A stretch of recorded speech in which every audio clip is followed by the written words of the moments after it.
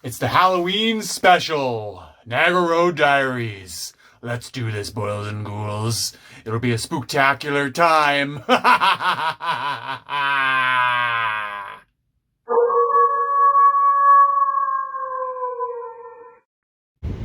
I'm here in Niagara Falls at the top of Clifton Hill, where there's a lot of different haunted houses that you can go to, but there are none that are actually haunted, like Nightmare's Fear Factor here at the tip of Clifton Hill. Now you can actually see behind the frontage of Nightmare Fear Factory the original building, because back in the day this actually used to be an old coffin factory, and it was actually run by a guy by the name of Abraham Mortimer. Abraham Mortimer. And he was an eccentric fellow. Not only did he build coffins, but he spent 24/7 here. He built them, he analyzed them, he made sure everything was picture perfect. He was obsessed to the point where actually the kids in the neighborhood actually used to tease him and rile him up. He used to be a very eccentric fellow. He didn't like being teased by the neighborhood kids, so one day he tried to get back at them. But it actually reversed on him, because he tried to scare them, but unfortunately a pile of coffins actually fell on top of them and killed him. And when the neighborhood actually learned of the tragic accident, they tried to bury him up, or dig him up and try and find his body, but his body was nowhere to be found. So some say, out of the 80,000 people that have chickened out at a Nightmare's Fear Factory, you can still hear Abraham Mortimer's blood-curdling screams of the buried underneath of coffins. Whew, mercy. Local Niagara folklore will have you going to one of two haunted tunnels that exist here in Niagara. There's the Blue Ghost Tunnel, and then there's this tunnel, the Screaming Tunnel. Now I chose the Screaming Tunnel because the story behind it is much more sinister. So this tunnel was built in the 1900s. Essentially it's just a drainage way over the railroad tracks that lead over top. Now there's a couple different versions of this story, but essentially what it boils down to is that there was a young girl, a young farm girl that lived nearby, and whether she ran away from home or there was a fire in the barn, or if she was kidnapped by relatives of some kind, her life unfortunately ended here, somewhere in the middle of this tunnel, where she was burned alive. Now, some people say that if you light a match or light a candle somewhere in the middle of this tunnel, especially at midnight, you can actually hear the girl's screams. Now, we're here in the middle of the day, so you won't hear anything like that. So yeah, you won't hear anything like that at all. So it's really just a tunnel. It's just, let's move on to the next one. Haunt Manor in Niagara Falls. This is a real spooky one.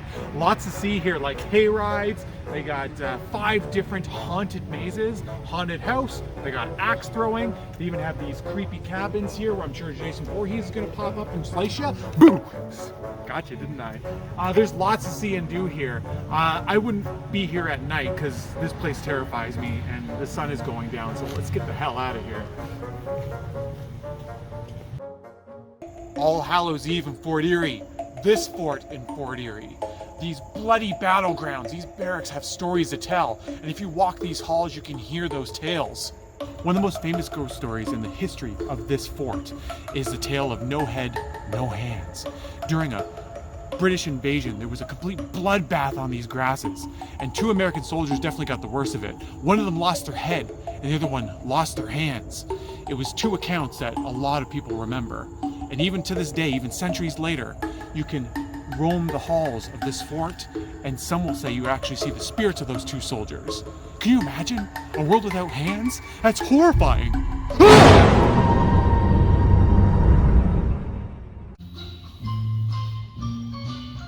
Powells Pumpkin Farm. For 46 years, this has been a staple in Niagara. I don't know if there's anywhere else you can buy pumpkins. Well, I mean, there is, but I mean, where else would you get it other than Howell's Pumpkin Patch? There's lots to see and do here. There's that giant pumpkin dinosaur that is still raging after 30 years. They got campfire setups. They have a beer tent. They have a corn maze. They have everything you would want here. It's fun for the whole family. It's barely haunted, so you could bring your kids if you wanted to. It's still pretty spooky to me, so let's get in and out of here. I'm in Old Town, Niagara-on-the-Lake. This is the last stop, and it's the best stop because this is Canada's most haunted city. And I'm out here in Niagara Apothecary that's been here since 1866. There's so many ghost stories here. You really got to check out the Niagara-on-the-Lake ghost tours, but I'll tell you one of them. It happened at Cork's Restaurant. There's a brother and sister back in the day that lived there. The brother, unfortunately, he wasn't quite right, so she was taking care of him, right?